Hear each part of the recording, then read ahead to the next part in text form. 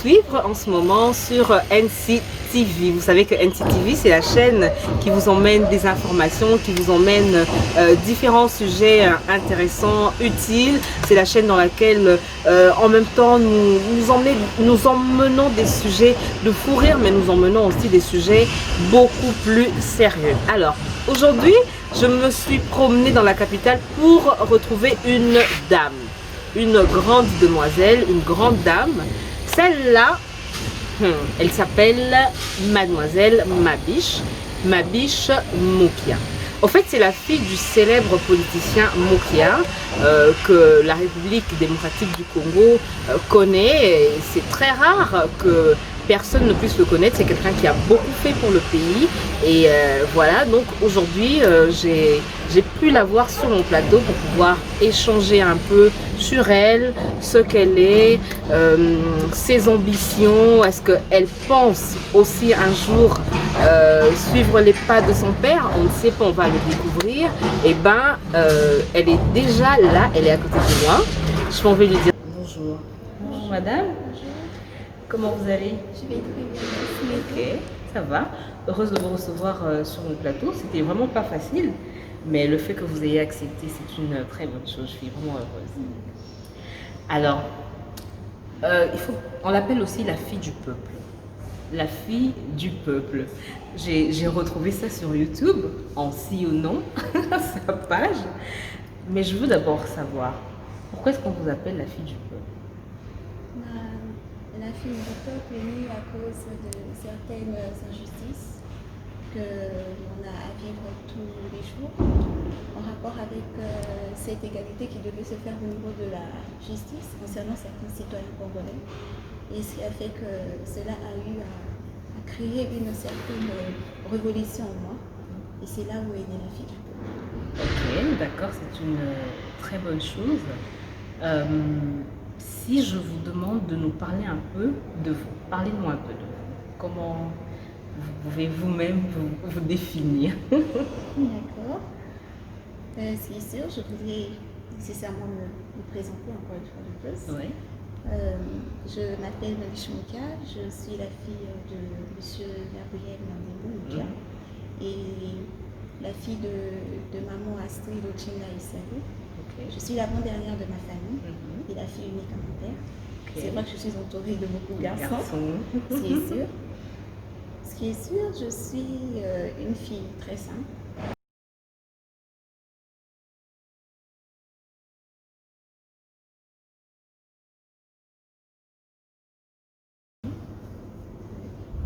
Voilà, je suis une fille simple. Voilà. Donc, si on peut retenir quelque chose de vous, c'est que vous êtes une fille simple, qui ne plonge pas dans de l'exagération, qui ne plonge pas dans le matuvisme, quelque chose comme ça. Ok, d'accord. Et ben, c'est une très bonne chose parce que sinon, plusieurs penseraient qu'être la fille d'un fervent politicien comme Moukia, c'est pas des moindres, c'est pas un politicien des moindres, c'est quelqu'un aussi qui est... on a connu son histoire, c'était un commerçant, quelqu'un qui avant de venir dans la politique avait déjà beaucoup d'argent, il avait les moyens. Il était aussi candidat à la présidentielle de 2018. On se dit, ben, si on doit avoir sa fille, ça doit être quelqu'un qui doit prouver à suffisance que oui, moi je suis vraiment la fille de Moukia. Mais à vous voir, vous êtes très simple, et à vous entendre parler, ça nous rend vraiment très heureux. Alors dites-nous, est-ce que vous aussi vous avez des ambitions politiques comme votre père? Non, pas nécessairement, mais j'aimerais mieux laisser que le destin fasse ces choses. Ah, ok. Donc, il se pourrait qu'un jour vous puissiez... Peut-être. Peut-être. Vous n'avez pas d'ambition 2023, par exemple, des choses comme ça? Non. Pour l'instant, je préfère d'abord ne pas en parler. Alors, ben, qu'est-ce que vous faites dans la vie? C'est quelle option que vous avez embrassée? Le droit privé judiciaire. Ah, donc vous y connaissez quand même dans la matière. Donc, dans deux ou 3 ans, c'est ça, on va vous appeler juriste, avocate, tout ce que vous voulez, c'est ça, non? Voilà. On a hâte de vous découvrir dans votre peau de juriste. Mais dites-nous un peu, nous avons entendu parler d'un dossier qui a fait beaucoup de bruit à Kinshasa concernant... Vous êtes quand même au courant du dossier qui a opposé M. Mokia et l'honorable Ngoïka Sanji. Aujourd'hui, la justice de notre pays, les gens acclament cette justice parce qu'ils disent que c'est une justice de l'état de droit. Et on a tranché en faveur de Mokia. Et vous, qu'est-ce que vous pouvez dire face à cette justice? C'est que ici, hier, on avait eu à assister à une justice qui était plutôt morte, mais avec une certaine existence aussi. D'accord. Elle était... Il y avait une existence, pourquoi? Parce que elle était comme étant prise en otage. Et déjà que la politique prenait tout d'abord le devant par-dessus tout. Tout d'abord, elle prenait le devant sur cette justice, ce qui a fait qu'on ne pouvait peut-être pas autrefois parler d'un état de droit. Voilà, alors aujourd'hui, votre parcelle vous a été restituée. Dites-moi un peu, vous avez été à l'intérieur, est-ce que vous aussi vous avez vécu le déguerpissement? Comment ça a été? Je sais que vous étiez à l'époque très jeune, mais au moins on veut un peu essayer de comprendre, juste un peu. Ce qui est sûr, comme vous l'avez dit, j'étais très très jeune, si je pourrais être bref en l'expliquant. À ce que je sache, on revenait de l'école, il était midi et demi. Nous sommes arrivés au moment où, juste à l'entrée, je crois dehors, on avait vu un grand car, il y avait des militaires, il y avait quelques agents, mais je ne sais plus si c'était des agents bon, en tout cas, j'avais juste vu des gens dehors, ils étaient tellement nombreux. Il y a d'autres qui criaient, il y a d'autres qui s'en prenaient à quelques membres de la famille. Mais bon, moi j'étais petite. Et du coup, j'avais gardé cette image parce que c'est vrai qu'on était quand même aussi terrorisés. Traumatisés. Nous étions obligés de rester dans le véhicule. Et c'était vraiment plus fort que nous. Ne sachant pas quoi faire. Parce que de temps en temps, à gauche, à droite, chercher papa, on regardait à droite si on pouvait voir maman. Et c'était pas du tout. C'est une fierté aujourd'hui que de retrouver votre résidence. Oui, mais la justice a eu à faire son travail. La justice a tranché le litige. Et je pense que tout le monde a été rétabli de ses droits, c'est sûr. C'est un peu ça. Voilà. D'accord. En passant, je voudrais encore remercier le chef de l'État pour ses efforts fournis concernant cet état de droit, qui est certainement maintenant mis en application. Donc nous voyons déjà qu'il y a une certaine visibilité par rapport à certains litiges qui se font maintenant trancher d'une manière qui n'est plus incorruptible. Ok, d'accord. C'est un peu ça.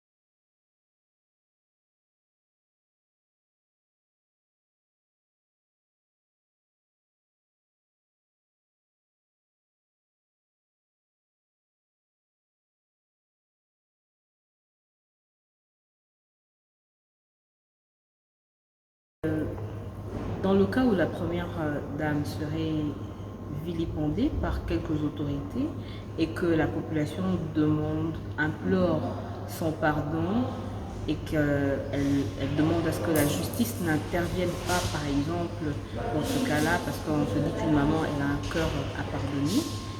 Et vous lui diriez quoi? Parce que ce dont on parle, c'est un sujet qui a été débattu dans toute la République par rapport à une personnalité que nous avons vue parler, disons, en mal de la première dame. Ce qui est sûr, je ne voudrais pas vraiment entrer en profondeur par rapport à cette affaire. Mais déjà assez que je sache, la première dame bénéficie de la protection du statut de son mari, qui est le chef, l'actuel chef de l'État. Et que Elle a aussi ce plein pouvoir discrétionnaire. C'est à elle de faire le choix. Si elle peut pardonner ou pas. Mais sinon, tout cela revient au niveau de la justice. C'est à la justice de faire son travail. Mais comme étant donné que c'est une femme qui est, comme je vous ai dit tout à l'heure, une femme chrétienne de prière, elle a la possibilité, selon sa volonté, toujours de pouvoir laisser pardonner. En tant que mère de toute une nation. Alors parlez-nous un peu de vos projets d'avenir. Quels sont vos projets, vos ambitions? De pouvoir atteindre la perfection totale. La perfection totale. Réaliser des grands rêves. Mais beaucoup plus en rentrant dans nos institutions. Ok, donc travailler pour le pays. Suivre les pas de son père. En quelque sorte. Beaucoup plus défendre aussi la nation congolaise, afin que ce pays soit encore pas en voie de développement, mais que nous puissions encore apporter un peu plus de changement du point de vue social, économique, culturel. Ok, dans ce sens. C'est ça l'objectif aussi. Ok, ben c'est une bonne chose. Mais si je vais vous demander de définir votre père, Mokia, vous allez définir. Vous, c'est votre père, ok? Nous, on le connaît en tant que politicien. Mais dites-nous un peu comment est-ce que vous le voyez par rapport à ces deux casquettes. Du point de vue familial, c'est un bon père de famille qui ne vise que l'intérêt supérieur de ses enfants. Et c'est un père qui a un bon cœur. C'est un père qui sait comment montrer les directives à ses enfants. Et en tant que politicien, c'est un bâton qui sait comment en fait voir uniquement l'intérêt du peuple congolais. D'accord.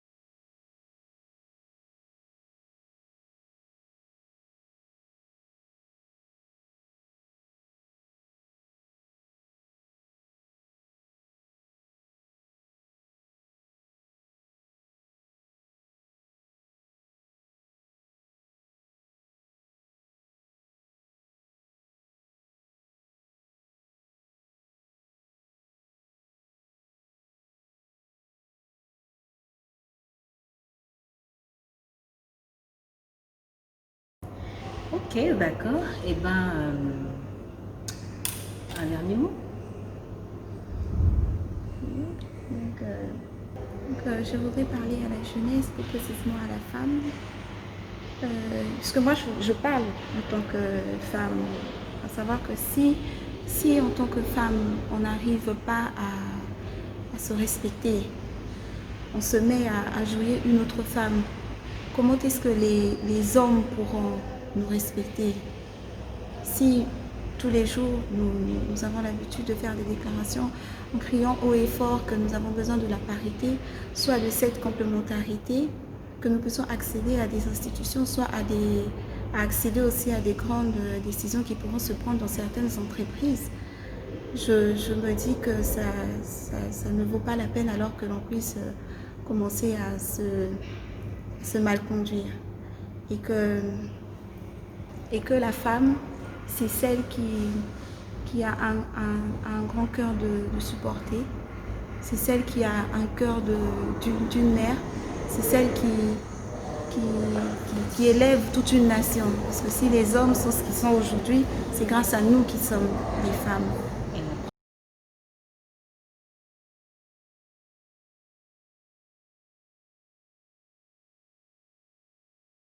Voilà donc c'était mademoiselle Mabiche Moukia qui avait accepté de répondre à nos différentes questions. On a voulu vous la faire découvrir parce que c'est une femme très intelligente, c'est une femme qui a beaucoup d'ambition, c'est une femme qui a dans un avenir peut-être très proche aussi des projets à nous faire parvenir pour le bien du Congolais, des Congolais et de la femme congolaise aussi.